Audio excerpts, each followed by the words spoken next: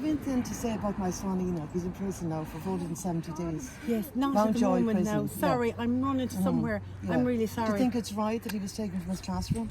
I'm so Just sorry. for his I'm running for religious somewhere. beliefs? Thank you so much for stopping But me. I am You're the election concerned, candidate. Martina. Yes, We're just I asking you a am. question. Just Have you nothing Martina, to say for about his it? religious beliefs, Martina. He's been locked up say? for up on 500 days now, Martina. These things You're are the important. election candidate. You're the election candidate for Fine Gael for County Mayo. Sorry. We're here in Ballinrobe at Ballinrobe Community School, and we've just had a few words there with Martina Jennings, who is the one of the Fine Gael election candidates for the general election coming up.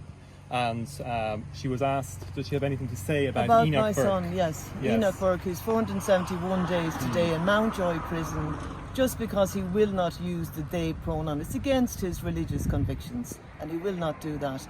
But sadly, Martina has nothing to say. No. Nothing to say, not No. at the moment. Now, this is a very serious issue. It should be one of the most serious issues on the campaign trail, that we would retain our religious liberty. But sadly, Martina Jennings, Fine Gael candidate, has nothing to say.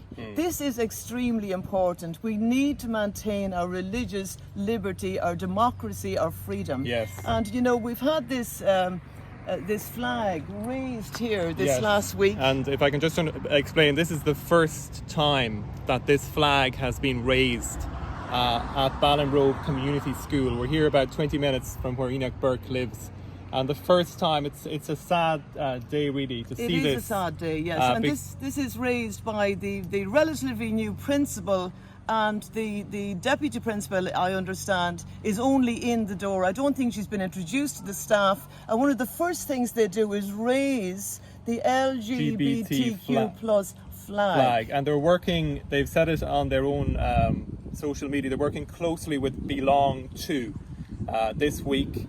And BelongTo, I think it's called the Stand Up Week, and I've looked at the brochure for that's being promoted in this school now, and children are being told these things. It says that we should not ask people anymore, do you have any brothers or sisters? So that's in the brochure, that language is now outdated. And also it says that if you meet someone for the first time, you should never assume what pronouns to use. You should always use the they pronoun. That's what the brochure says that's being used here, unless that person explicitly would tell you. Yeah, that's what's important now. Yeah. And this is happening in schools right across Ireland. That is what's important now. It's been thrust upon us, this LGBTQ plus ideology, transgender ideology. I know all about it. My son is languishing in a prison cell, Yes. Mount Joy. The government don't care. It's been pushed upon the young people, the students, the vulnerable in our society. It's not maths, English, French that's important anymore. It's perversion. It's every form of perversion. Every sexual perversion is included in this flag. Yes, that's what the flag represents. And don't be deceived by people telling you it's about equality or diversity or inclusion.